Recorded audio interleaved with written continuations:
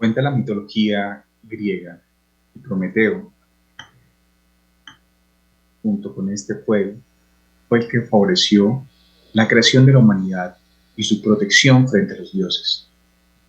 Le enseñó a la humanidad diferentes ciencias, dentro de ellas la medicina. Así el hombre pasó de una época oscura y primitiva a la civilización y el desarrollo tecnológico. Aquí a su derecha ven al dios Hefesto, creador del fuego en el Olimpo. Y es precisamente este fuego que es robado por Prometeo, lo cual genera la furia de Zeus. Envía a Pandora con una caja para que ésta se case con Prometeo y pueda liderarse todos los males. Sin embargo, Prometeo no cae en su trampa, pero sí lo hace su hermano, quien después de casarse con Pandora, es abierta esta caja y se liberan todos los males, con ellos enfermedades y pandemias. Zeus, temeroso de esa revelación, de un secreto que pone en peligro su trono, envía un castigo a Prometeo, y aquí lo vemos en esta obra de Salvador Rosas, donde Prometeo está esposado a una roca volcánica y hay un águila que viene todos los días y come de sus vísceras. Luego en la noche sana y se repite este castigo a diario. Hércules, un inmortal, logra matar a esa águila, liberando a Prometeo de su castigo. El mito de Prometeo representa la destreza e inteligencia para comprender, interpretar y manejar la naturaleza y sus fenómenos, dando lugar a distintas técnicas que permiten el desarrollo de la civilización.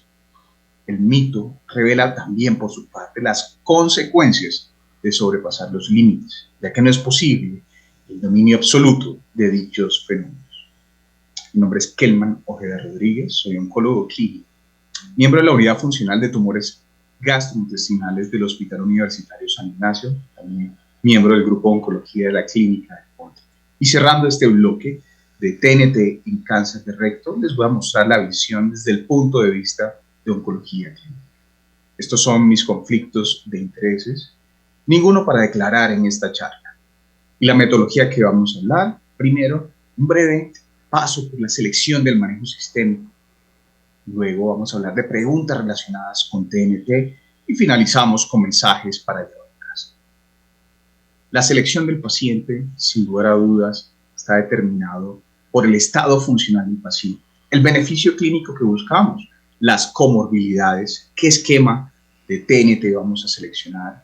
Es mejor iniciar con una fase de inducción de quimioterapia o una fase de quimioradio, el perfil de toxicidad y el deseo de nuestros pacientes.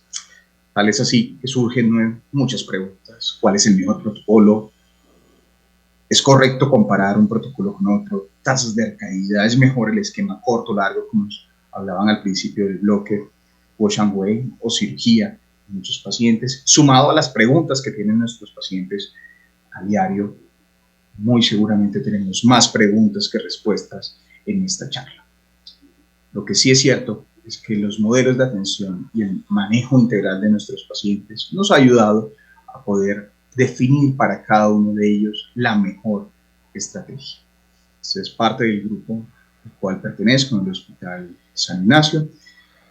Y en cuanto a la terapia sistémica, y entrando en detalle, el manejo de la concomitancia con radioterapia está basado principalmente en el uso de fluoropirimidinas, 5-fluorouracilo, capecitabina, y eso también el uso de combinaciones con platinos o tripletas como folfirinox, inclusive la inmunoterapia, que hace parte de uno de los nuevos elementos. Estos son los desenlaces que evaluamos: tasas de respuesta, supervivencia libre de enfermedad.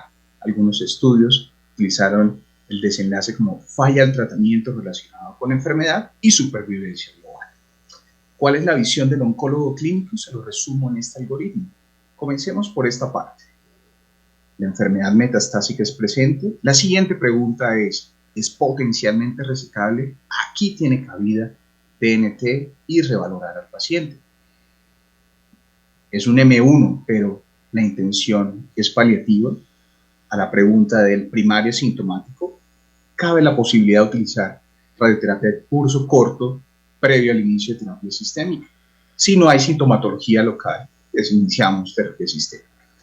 Al lado derecho del algoritmo, que es donde nos vamos a centrar la discusión de la charla, pues tenemos que el TNT, en modo de ver, la mayoría de pacientes T3, T4, ganglios comprometidos o CMR positivos son candidatos para TNT. Donde tenemos excepciones, en recto superior, que son T3N0, puede ser una alternativa la cirugía de entrada. Para estos pacientes que cumplen criterio para TNT, la siguiente pregunta es: ¿tengo una enfermedad bulky definido como un T4, un N2 o CRM positivo? Probablemente a ellos les ofrezca más un tratamiento de TNT o un esquema largo. Y los que no tienen una enfermedad bulky, pues tengo la alternativa de TNT con un curso corto, algo que es claramente debatido y podemos analizarlo en la sesión de preguntas y comentarios. Entonces, siguiendo la metodología con respecto a las preguntas, ¿es mejor operar al paciente y luego ofrecerle adyuvancia con quimio-radio? ¿O es mejor ofrecer quimio-radio, cirugía y luego adyuvancia? Esto es el estándar de lo que hicimos durante mucho tiempo. Precisamente quimio-radio, cirugía y en casos seleccionados ofrecemos adyuvancia.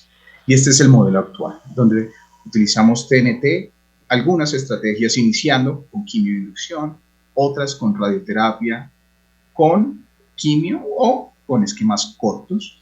Luego una fase de consolidación por un lado de quimioterapia o en los que iniciamos con inducción una fase de radioterapia. Y aparece el concepto de wash and wait, sobre todo en los pacientes que tenemos respuesta completa.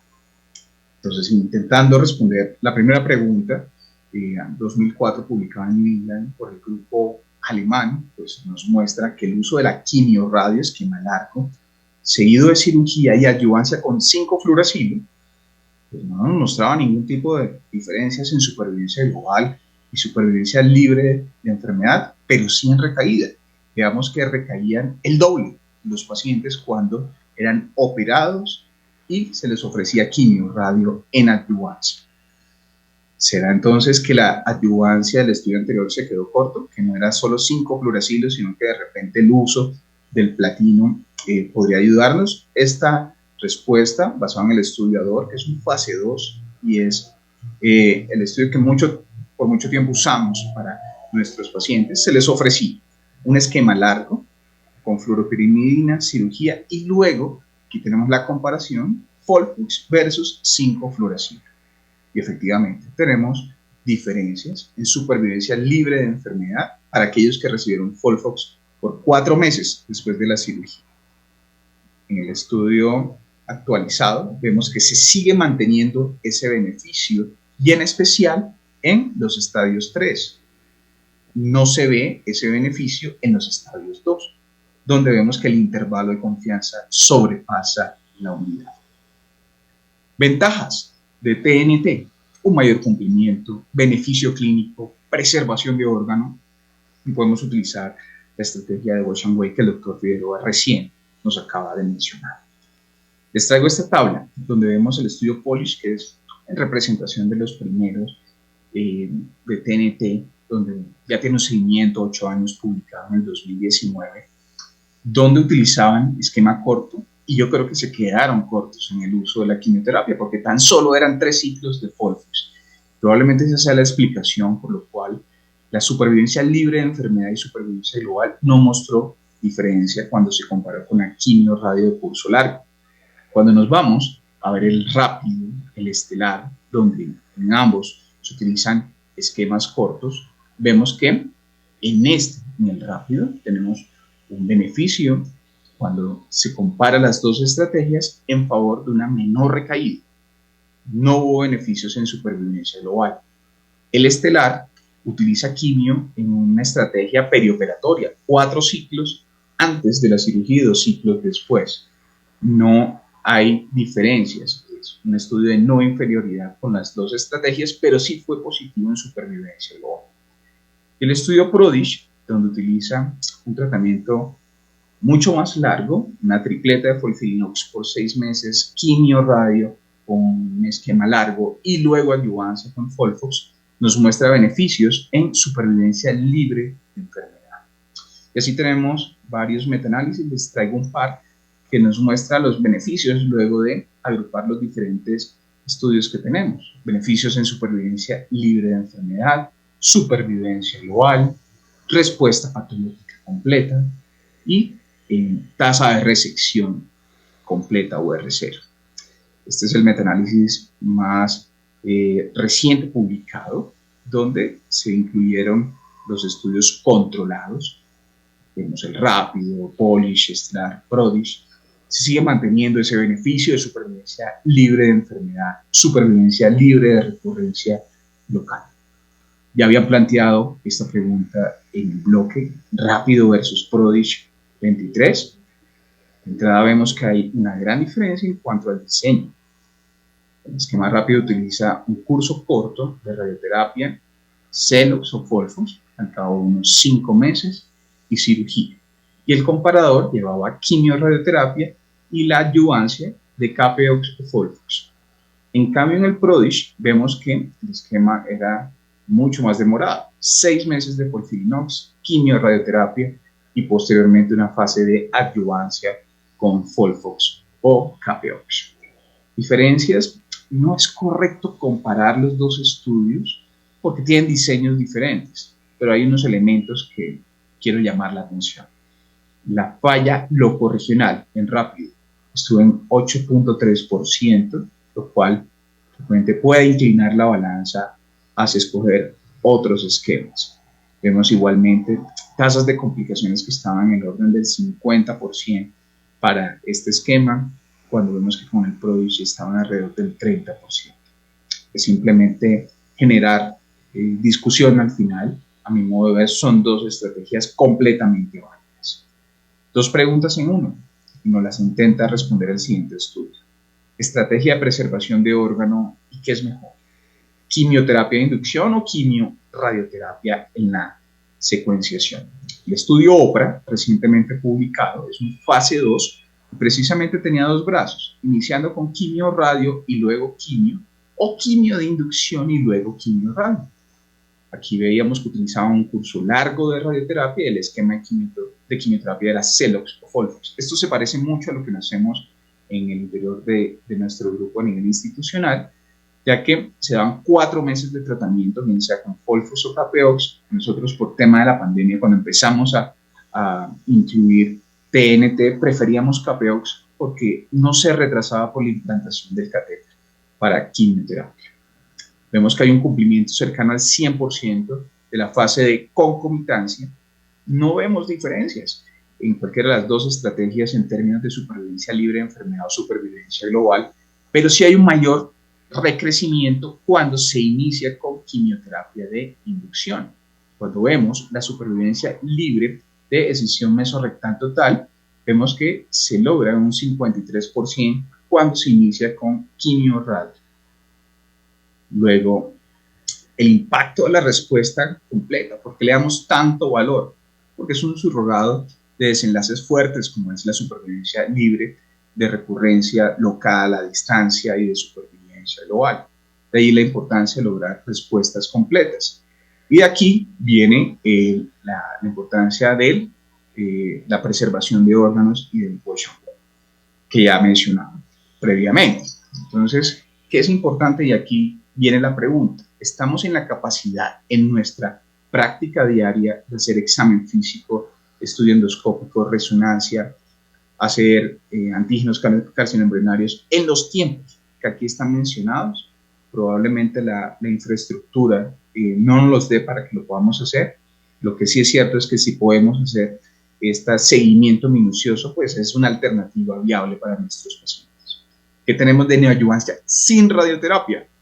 Pues tenemos este estudio publicado en el 2019, tenía 3 brazos, 2 con concomitancia de radio, 5-fluoracilo más radio, Folfox más radio, y había un tercer brazo de solo Folfox, donde vemos que básicamente no hay diferencias en supervivencia libre de enfermedad y supervivencia libre de recurrencia locorregional, lo cual plantea una alternativa sin radioterapia, también un punto a discutir.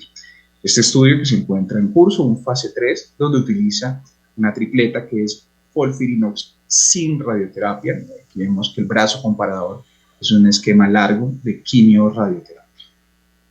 inestabilidad microsatelital como biomarcador.